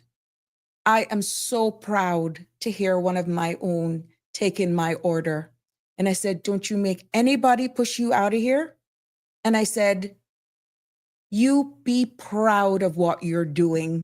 And you, whenever anybody actually makes that order and they hear one of us, trust me, it is refreshing. It is refreshing. But the demeanor that I saw of the individual, the nice little young lady at the window, she was almost, when she realized that I was actually commending her, at first she was like almost ashamed that she was there. And there was absolutely nothing wrong. When she realized where I was going, that I was actually applauding her for being there, you could see this whole weight just lift off of her. And she said, thank you, with the sweetest smile. Now, because it's a fast food joint, I hadn't gone there in a while. And not to say that it's fast food's bad. But unfortunately, that was short-lived for whatever reason. Whatever reason. But what I'm saying, I don't know how many Caymanians heard a Caymanian voice, taken their order, and really complimented how proud they were of hearing their own, taking their order. Because sometimes you actually say, how may I take your order? I say in English, please. You literally have to say that because you're having a hard time with them repeating to you their order, your order. So it was really good. And I mean, look at Eats. We had our own Betty, who retired after 40 something years. I stand to be corrected. And she did that job with pride. It was a pleasure going to eat Legends and Betty serving you. We have so much persons that are in there. But again, it's how we treat our own in certain sectors that some people would prefer to stay home because they're ashamed. And we Caymanians have actually created that void, that gap. But again, the sheer numbers cannot fill every position. It cannot fill every position. That's just the truth. I have a commenter saying, I pray error for and a leave. Monica, I gotta agree with you here. It's to prove a point. It's to prove a point. And if that is the great reset that we're looking for, Monica, I guess only time will tell. Keith, there are many employers who do not want to hire Caymanians because a Caymanian will not allow them to do what they are doing. Those people that are on work permits that work for them. Yes, Keith, that's true. And this is why, at the end of the day, enforcement is going to be critical in this reform. And if enforcement do not hold some of these employers who are actually doing malicious things to these foreign expatriate workers who remain silent, then of course. But now, if we ramp up our enforcement arms and going in to make sure that, they are doing and creating an environment that is not in any breach of legislation, maybe at the end of the day, you will have their behaviors change. Denver, you from Cayman, right? That's why. Yes. Aye. That was transferable because I saw it. I saw your comment earlier on, Shaq. You're absolutely right, Miss Sabrina. Our mindset really needs to shift. It's toxic.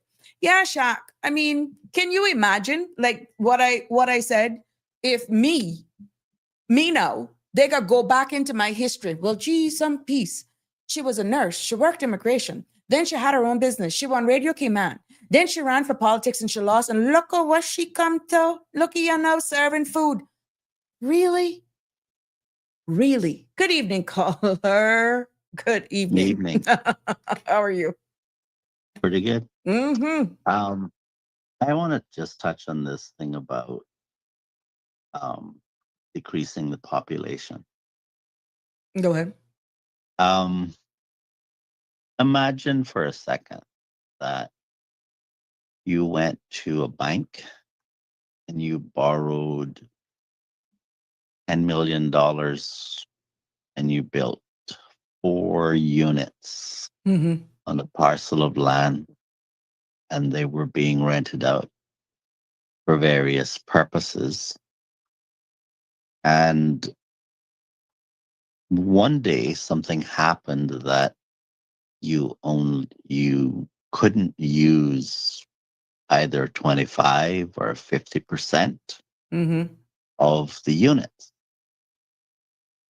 What would have just happened there is, let's say you have a $10 million loan, and the mortgage payment on that is, just for argument, $250,000 a month. Mm-hmm. And then all of a sudden you couldn't use 25 or 50% of the unit. You still owe the bank Yeah. $250,000 a month, Mm-hmm. but now your income is severely Less. cut Yeah. because you can't rent the other 25 or 50% of the unit. Mm-hmm. That is the situation we would find ourselves in Oh, yeah. if we just tried cutting population like some people are describing. Well, like I only use, just for the pulling a number out of the air, if 30% just chose to leave, I just pull a number. And I have people agreeing with me, the number doesn't add up with 1,400 and odd persons being unemployed, which means that the rest are employed. It's not working out. It's not making sense. We Well, can't. I want to dispel the notion that somehow you could just snap your finger and tell 25 or 30% of the people to just go home. Mm-hmm. That would put us in a very difficult financial situation. The sad And thing is, though, caller. no, but wait a second. If there are people who think that we can do it, Uh-huh. I want to hear the argument. Hmm. Call into the show and tell us how we could make it work financially. Mm-hmm. Mm-hmm. Because the Cayman Islands government would fund. You see, the reason why the discussion is happening about the budget in the way that it is right now Mm-hmm. is because the government, in the current circumstances, are saying we need more money in order to be able to pay the bills. Mm-hmm. So if you're going to reduce the source of the revenue by removing 25 or 30% of the population, Mm-hmm. then you're going to have a need for an even greater amount of revenue from those who remain. Mm-hmm. So I want to hear someone call in and tell us how you make it work. It'll be interesting. I'm interested in hearing that. Mm-hmm. Now, I know that we can change things over a longer Oh, period of transition. time, Yeah. Mm-hmm. but snapping your finger and telling people to leave, that's not going to happen because the government would jeopardize all of the projects it's trying to do at the moment. Mm-hmm. That idea that you can do that also jeopardizes people who depend on government, like seamen and veterans and indigent persons for health reasons. Mm-hmm. All of those persons would suddenly find themselves without sufficient funding Uh-huh. for their needs. And so the government would have to then jack up the rates on the rest or start firing people because they wouldn't have the money to pay for the expenses. Services would have to be cut. Mm-hmm. The government would be saying, well, tell us which services you want us to do away with because we don't have enough income to pay for the services. So tell us what we got to cut. I'd like to hear what persons think about that. There's a comment that says, the real Michelle Teresa said, the risk management report in the event 25 to 30% of some 59,000 employed persons would destroy our economy. and they agree with you that you're spot on, caller. So it is, and I was not, the whole idea of this discussion this evening was born on people are saying, look, we don't have a problem leaving, but can we leave with our pension? Yeah, but even if you said you can leave with your pension, that doesn't negate the fact that we still owe the bank $10 million and have to pay a loan of $250,000 a month. I agree with you, Okay? but these So- are the people that there are no legislations anyhow that says you still can't leave and that debt will still be. Yes. So this is why if the environment is not conducive and if we don't dial it back just a little bit, that's a reality. Well, what we need to actually be talking about, now I'm still interested in hearing the argument for it, because I want to consider what whoever thinks we can reduce the population have to say. Mm-hmm. But I think that we need to be focusing on how can we make government more efficient. Now, Mm-hmm. I heard your comments about the central bank digital currency Mm-hmm. and how Oh, it about could be tracking these persons who are paying for their own work permits, yada, yada, yada.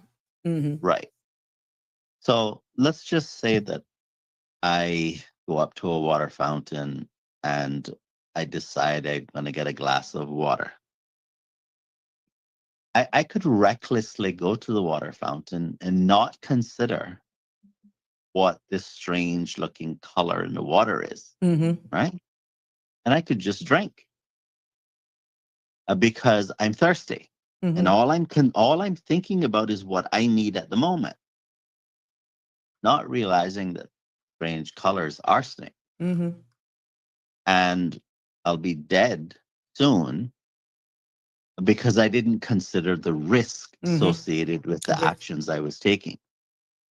And what I'm saying is that you could make the argument that a pro of central bank digital currency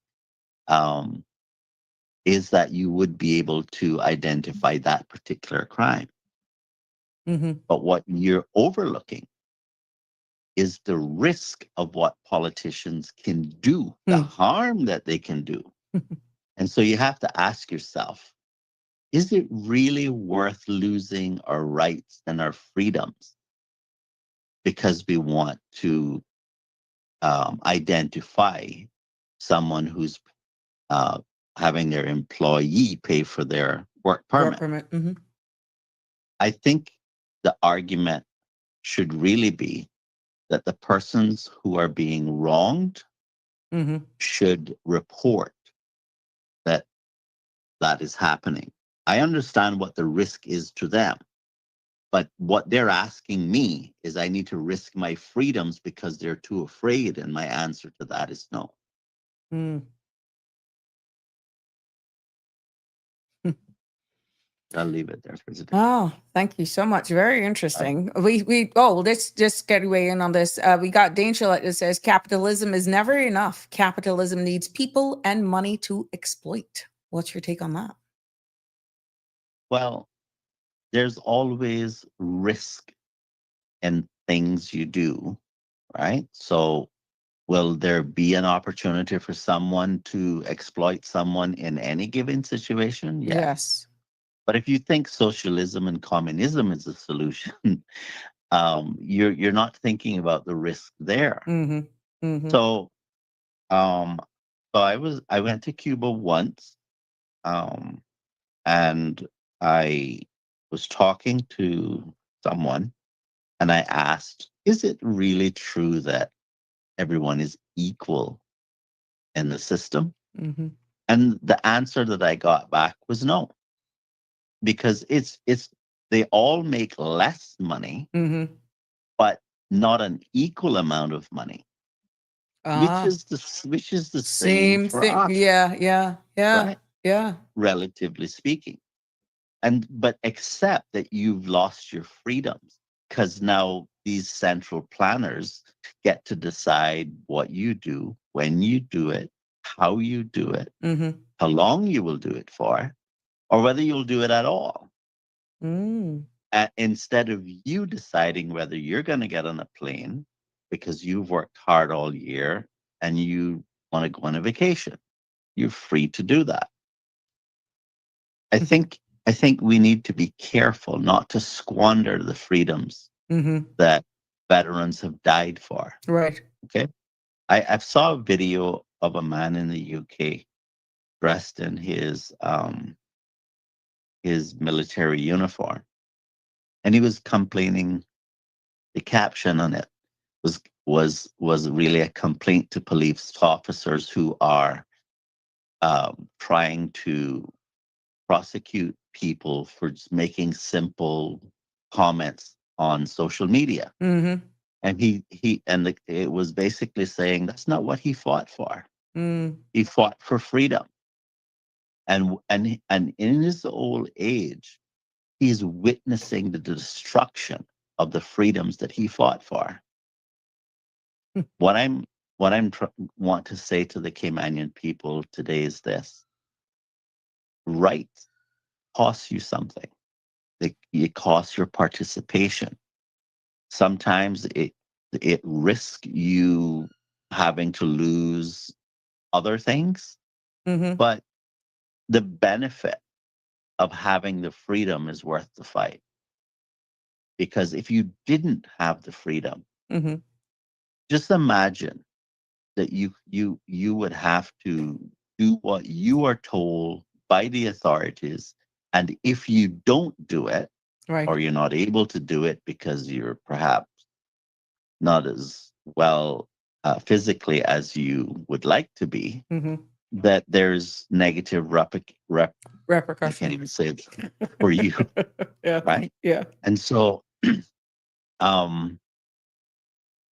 you have to realize that socialism and communism is being sold to the world as a new, improved version. It didn't work. It's not working now, and it never will work. Because when you strip the freedoms away from people, they become dependent on the government. And dependency on government is not the definition of prosperity. Right. So I would seriously like to discourage people, despite the challenges that we face, understand that the challenges can be overcome if we come together and put our minds to coming up with practical solutions to addressing those problems. If we throw our hands up in the air and we say, that's not my problem, you will one day realize why that attitude is wrong when the government steps on an area that does affect you, and then nobody else cares about what your situation is. Right. Okay? It'll come into sharp focus. But I implore the Caymanian people not to have the attitude that we just start kicking butt, so to speak, and thinking about the consequences afterwards, because that's not going to help us. Correct. But I am willing to listen to the argument about how we can get rid of people. I want to hear it. Okay. Well, I'm challenging those people. the space is here, and we are articulate. more than accommodating to hear their side of it. And I will be sharing a link of an article, which I'm quite sure you'll find interesting as well, because it aligns with exactly what you're saying. The author is a Kerwin Boxill, and I'm sharing the link on my thing on the right now, that you can go and read this article. And it's really, it's sobering, to be honest, to say the least, to show that everyone is looking at it. And it says, the quiet crisis no one wants to admit, what massive fee hikes and wage change will really do to Cayman. And what is contained therein is exactly along the lines of those who are objective and real but it's pointing out, well laid out, well articulated there in that link, exactly what could become of us if we are buying this crap, to be honest with Well, you. the argument that that the rollover period should be for 2 years instead of one, Mm-hmm. I don't have any document that I could point to and say factually um, that's a problem. Mm-hmm. But my gut reaction on how I think people will behave, Mm-hmm. that's not going to work out well for Cayman Well, because 2 years is a long time. well, what is being said is that now that we won't know on because it'll now be debated in 2026.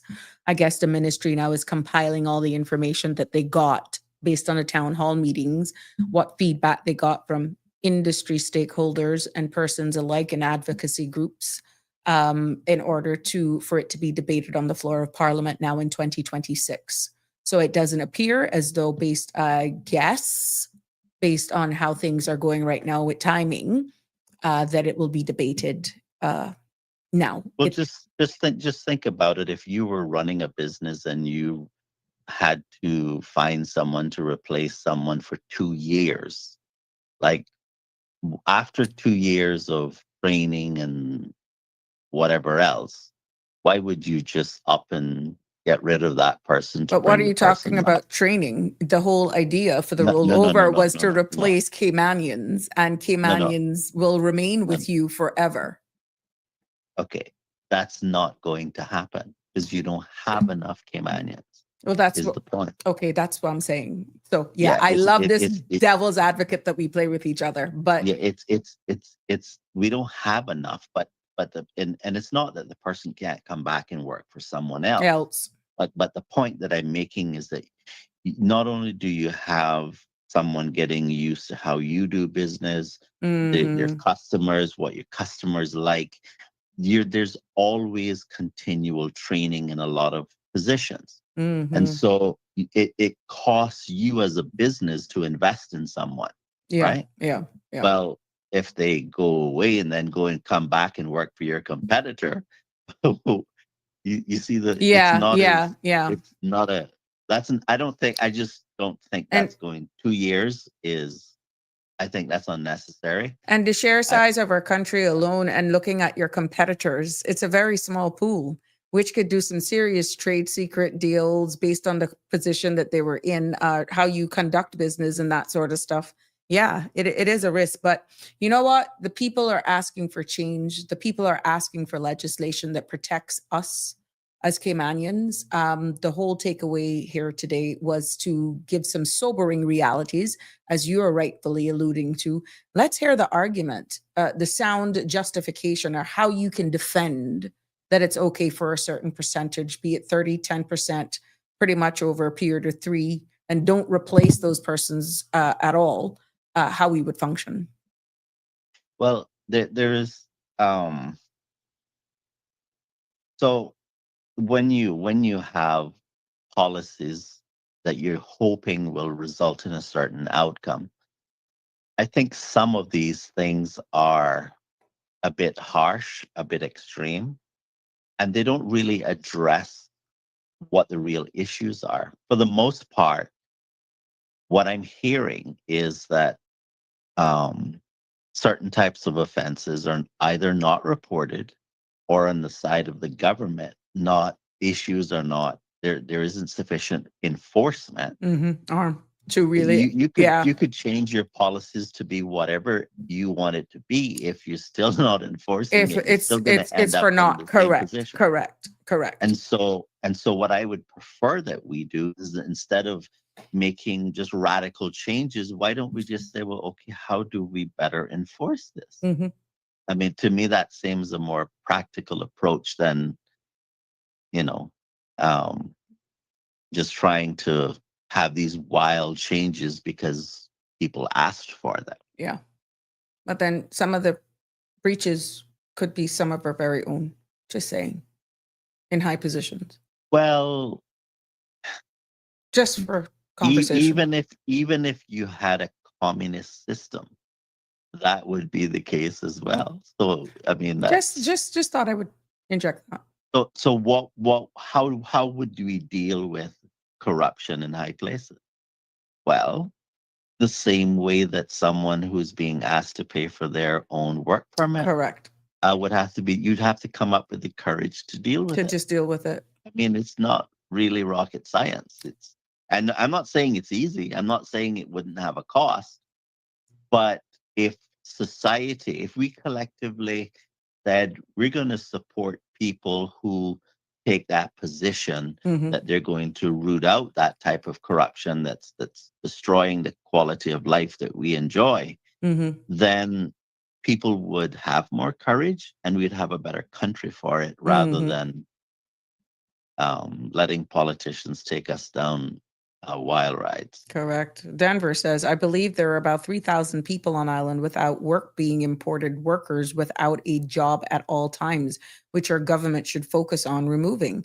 And Denver, what I would say here is that when you align who those persons who are so-called freelancing because their primary employer just does not have adequate work for them, then they should be penalized. There should be some form of action taken against those employers, in my humble Actually, I opinion. want to say something about that, because one of the things that the government is proposing is that you not be able to go from one employer to the next without leaving the island. I Job think it hopping.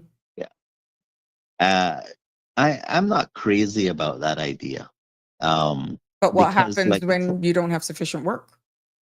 well, okay. I heard the gentleman talking about in construction, right? But let's say that you are a laborer in the construction industry and you don't have work for the person anymore. Mm-hmm.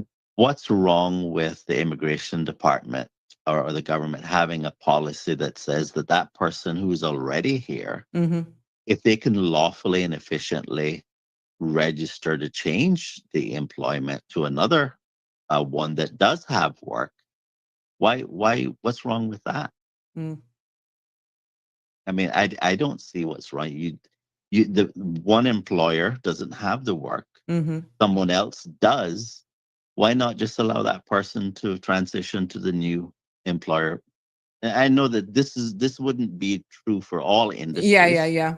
right? Because But you do have some that just come specifically correct. because Danny, you my friend, or you know me and you went to school, and this is my cousin that I just found. Can you just take out a work permit?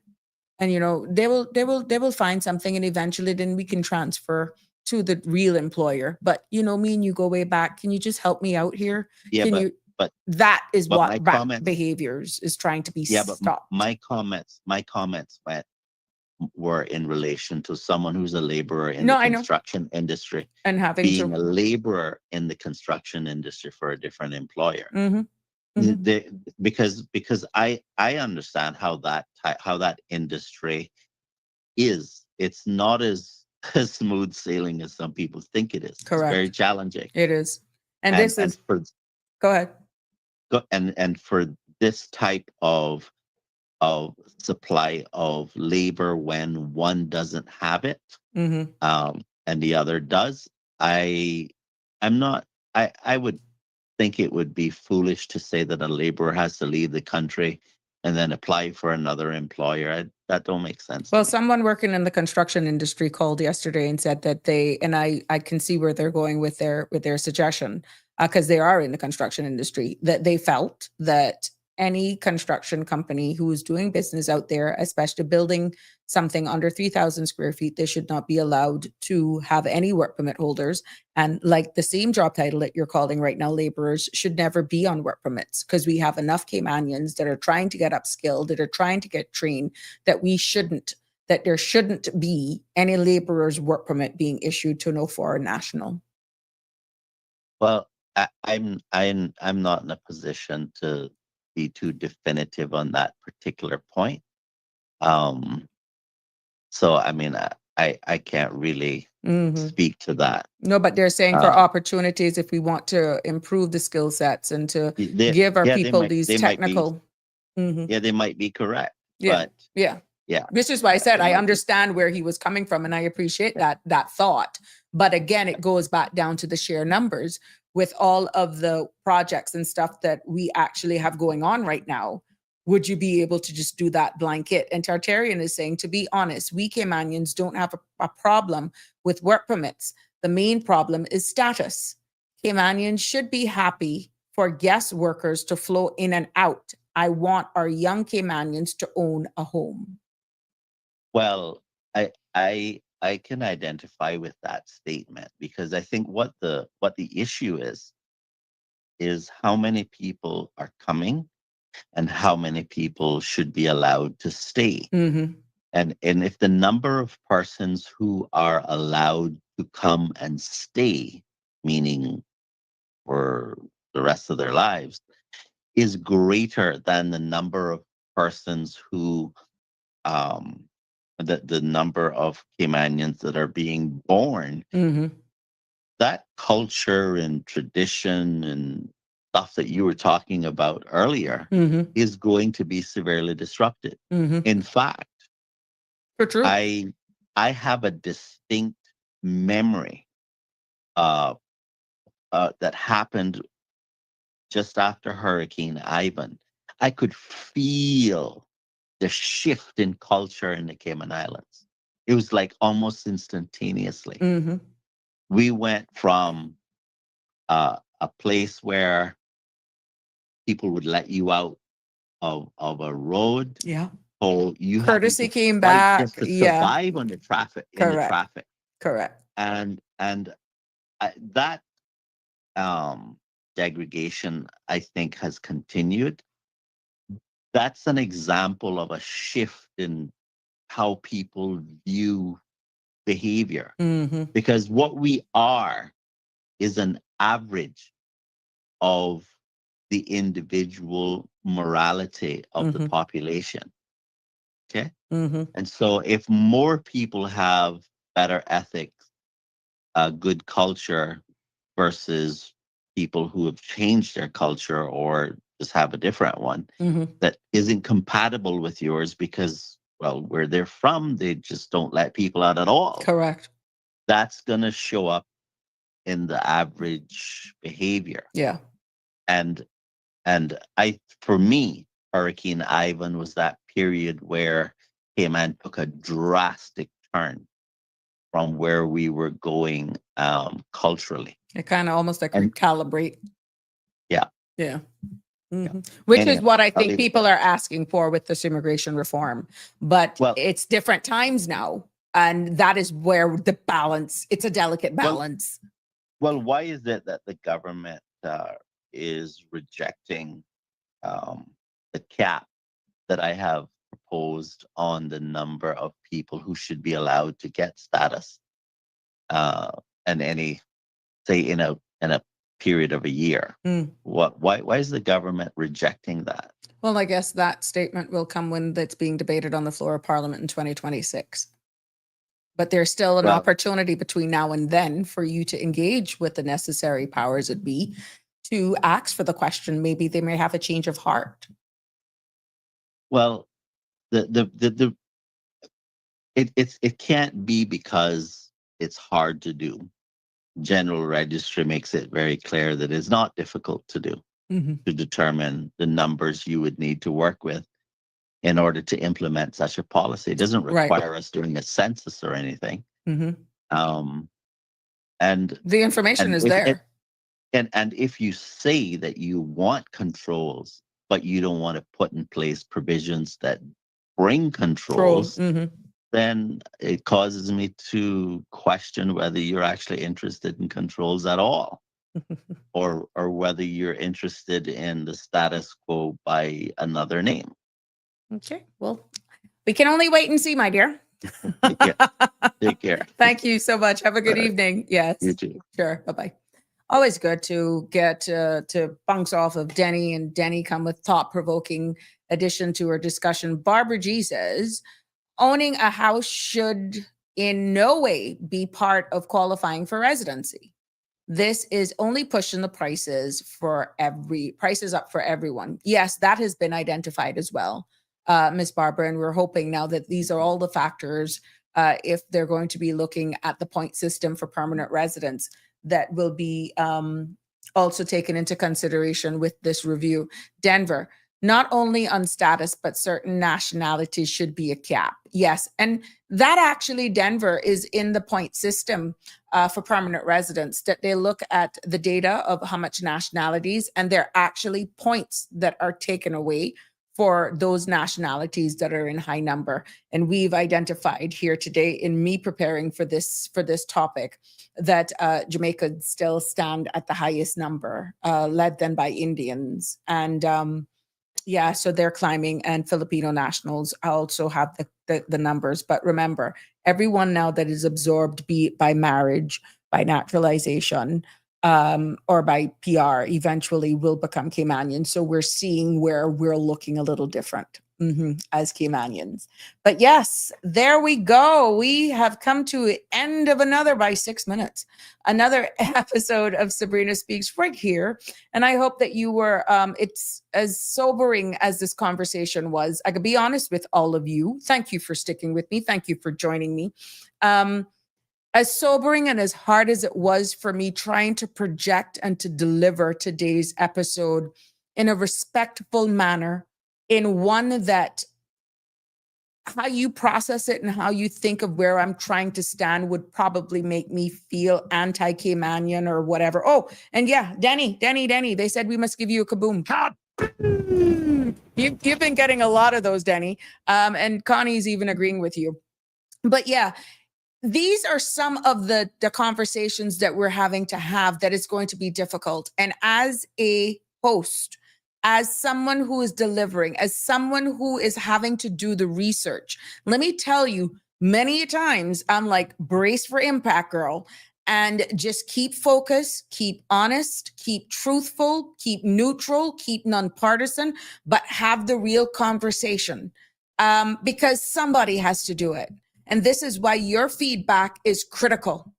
Your feedback, your participation, be it commenting, calling in, is critical, because I'm here to not only just talk, to deliver the facts. And at the end of the day, this is happening real, whether or not we want to admit it or not. But the lines are blurred, and how the information right now is being presented, there's more questions than answers. So until tomorrow, it has been a pleasure. Connie saying, yes, she agrees with you, Danny. Good night. Oh, good night to you, my love. Thanks for another great show. You're more than welcome, Miss Barbara. Thank you for participating. So doesn't government have the power to control prices and consumer protection? That requires Dean Shillette political will. And we have been hearing persons ask for some consumer protection laws, but of course, maybe that's something that we can look into as well. How could that have an impact on us? We need to look at all of these things and how we're asking for these, because there is a national broad impact on any decision that we make, even though people have been calling for consumer protection legislation for years. Price control, hold on. You may think that is the way to go, but it's deeper than that, Dean Shillette. I will probably do some research on that and do the pros and cons for you to let you know how that, if that is mishandled, then I'm sorry, my love. We're going to lose business for you telling me how much I should be selling a tray of eggs for, how much I should be charging for, let's say, getting my nails done. There are just certain things. That is a deeper, and without statistics, Dean, we gotta be careful with that one, to be honest. Yeah, Tartarian. A man told me he would never do certain jobs back in India that he is now doing, that he's doing here in Cayman. It's not only Caymanians that has that attitude. Oh, Tartarian, that is me saying what you can imagine the attention I would get that if I were caught or seen at Foster's being a cashier. Nothing wrong with the job, waiting tables or being a server at Mango Tree Cabana or something like that, how people would behave. Yeah. So again, I agree. Thank you, Tartarian, for sharing that. And it's just how we feel amongst our own. And look at how much the population is in India. But can you imagine if they're saying that and their population is so big, he can move to another part of India and do menial task, whatever, or how you look at it. But again, it's how you're being perceived by your own that is really sad. But for us here in the Cayman Islands, where we don't have nowhere to go, as long as it's an honest living, or if we're in the position to make an income for ourselves, be it cooking food, selling jerk, whatever, as long as it's legal, who cares? You're making an honest living and you're not expecting government assistance. I think we should be applauded for being independent. But again, it has been my pleasure bringing you another episode of Sabrina Speaks. It's always good hearing and getting your feedback. It means the world to me. Until tomorrow, please remember the drone show is happening this evening out in town. I'm not so sure if I'll be going. By the time I get there, it'll probably be done anyhow. So until tomorrow, have a good evening. Mwah. Love you lots. Good night. Stay safe. That's a wrap for today's edition of Sabrina Speaks. Thank you for tuning in and for being part of the conversation. Remember, the dialogue doesn't stop here. Stay engaged, stay informed, and most importantly, stay empowered.